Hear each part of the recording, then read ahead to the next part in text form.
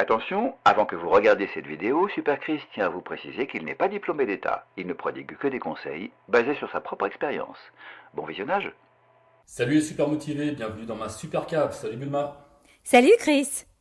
De quoi allons-nous parler aujourd'hui? Nous allons parler fréquence d'entraînement. Combien de fois par semaine doit-on entraîner un muscle? Et aujourd'hui, je serai accompagné par Mister Freezer. Super Chris. C'est un peu prétentieux comme nom. Ah bon?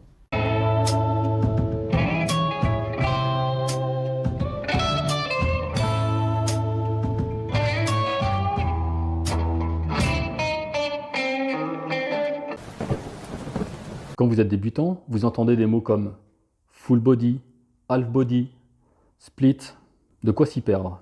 Aujourd'hui avec les réseaux, nous sommes noyés d'informations. Et comme trop d'informations tue l'information, le débutant ne sait plus où donner de la tête. Et un jour il tombe sur une annonce où un coach leur promet un programme qu'ils leur vendent, mais qu'ils n'auraient pas adapté. Les débutants se font souvent avoir par ce genre d'annonce.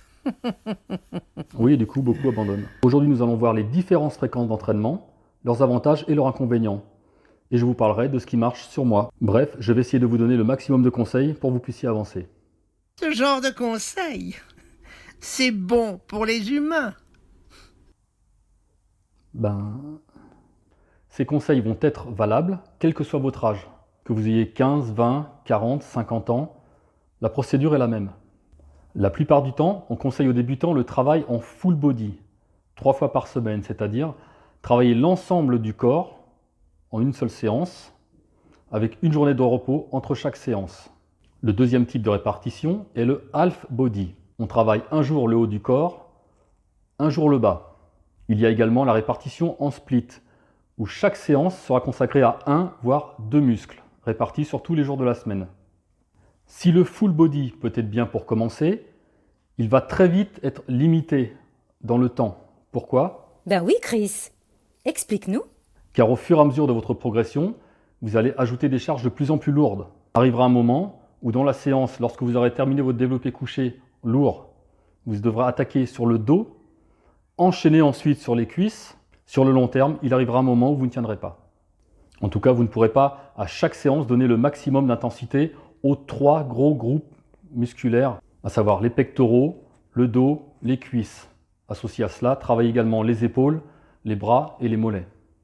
Lorsque vos charges seront plus lourdes, cela vous demandera énormément d'afflux nerveux. Si vous ne gérez pas assez bien vos temps de repos, vous arriverez très rapidement sur entraînement.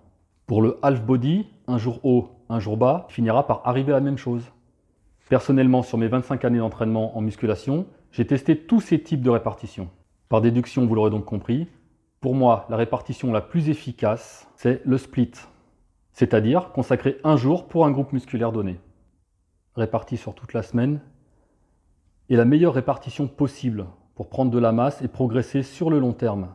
Sur tous les jours de la semaine, vous répartissez les pectoraux, le dos, les épaules, les bras, les jambes. Si vous êtes à un niveau intermédiaire ou avancé et que vous avez un muscle à la traîne, rien ne vous empêche de lui faire un petit rappel 2 à 3 jours après la séance concernée. Par exemple, vous faites les pectoraux le lundi, vous pouvez faire un petit rappel de ce muscle avec des charges plus légères, par exemple 2 jours, 3 jours plus tard, de façon à conserver un influx nerveux envers ce muscle, car souvent les muscles à la traîne sont des muscles qui n'ont pas de bonne connexion avec le cerveau. Le cerveau ne sait pas recruter ce muscle. Donc on y tape dedans. Je fais un petit rappel pectoraux avec ma séance de bras. Tous mes autres groupes musculaires sont travaillés une fois dans la semaine. Après, il faut bien comprendre que le muscle se contrefout de savoir si vous êtes lundi, mardi ou jeudi. Ce qui est important, c'est le nombre de repos que vous avez mis avant de travailler ce muscle. Laissez un muscle 3 à 4 jours de repos avant de retaper dedans. De par mon expérience, je suis convaincu qu'il vaut mieux matraquer un muscle sur une séance, lui laisser du repos et lui retaper dedans la semaine suivante. Plutôt que de faire plusieurs fois un groupe dans la semaine. Par exemple, si vous faites 2 fois chaque groupe, comment vous pouvez donner autant d'intensité à chaque fois à tous les groupes? À un moment donné, l'influx nerveux, il baisse. Et l'influx nerveux, c'est votre principal allié pour continuer de progresser. Ne cherchez pas à aller trop vite. Entraînez-vous intelligemment, déjà. Voilà. Je parle de la prise de masse plus en détail dans cette vidéo. N'hésitez pas à aller la voir, ça complète un peu celle-ci. Une fois de plus, ne vous faites pas berner par des athlètes dopés aux stéroïdes qui vous disent qu'ils ne le sont pas et qui cherchent à vous vendre des programmes. Ces gars sont peut-être balèzes, ils travaillent peut-être très dur, mais vous n'aurez pas leur physique. À côté de moi, ils ne valent rien. C'est pas faux. Je vous conseille donc, pour résumer, de travailler chaque groupe musculaire indépendamment chaque jour de la semaine. Laissez-leur 3 à 4 jours de repos avant de retaper dedans. Et le muscle qui est à la traîne, vous pouvez lui mettre une piqûre de rappel 2 à 3 jours plus tard. Quand je dis piqûre, c'est une image. Mais je n'en crois pas, messieurs, je n'en crois pas mes oreilles. Mais comment peut-on, mesdames et messieurs, comment peut-on rêver de meilleurs conseils que ceux que Super Chris prodigue? Tu me défies, Chris? Non. Je parlerai du volume d'entraînement dans chaque séance dans une prochaine vidéo. Je préfère faire des vidéos courtes où je ne parle que d'un sujet plutôt que de vous noyer d'informations et à la fin de la vidéo, vous ne savez même plus ce que je racontais. Comme j'ai dit au début, trop d'infos tue l'info. Monsieur Freezer, ça vous va? C'est tout.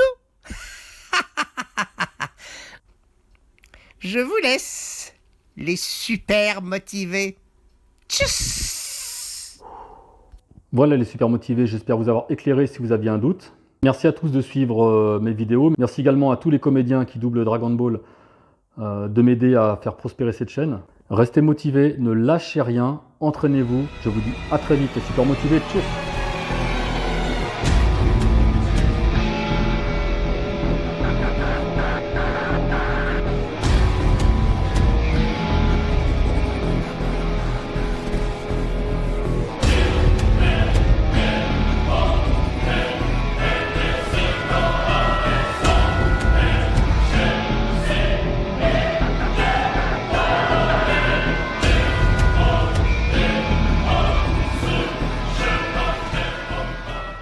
Cette vidéo vous a plu, alors n'hésitez pas, vous la likez, vous la partagez, et vous retrouvez Chris sur Instagram et Facebook aux adresses mentionnées ci-dessous. Merci.